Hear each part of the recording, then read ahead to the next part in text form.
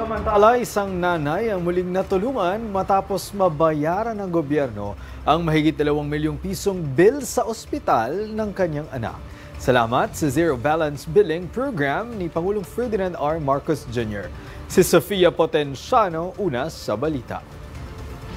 Masakit po para sa isang ina na makikita mo yung anak mo na ganyan ang sitwasyon. Yan ang hinaing ni Nanay Zenaida habang patuloy na lumalaban ng kanyang anak na si Joseph sa disseminated tuberculosis, isang malubhang uri ng TB na umabot na sa kanyang utak at baga. Kasalukuyang nasa Intensive Care Unit o ICU ng Department of Health Research Institute for Tropical Medicine sa Muntinlupa si Joseph.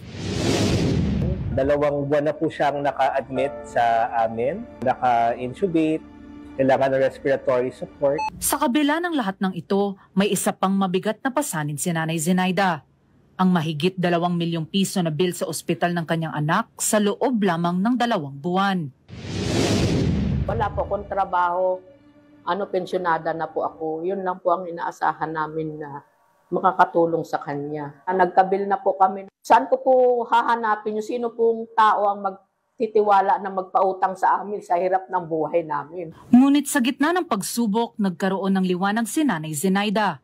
Dahil sa Zero Balance Billing Program ng pamahalaan, unti-unti nang nabawasan ang bigat na kanyang dinaranas. Malaking sagutan sa mga problema ng mahihirap. Katulad ko po, kahit 5 po wala kaming binayaran. Isa si Joseph at ang kanyang ina sa libo-libong pasyenteng natulungan ng Zero Balance Billing Program sa DOH-RITM mula nang ito'y ipatupad.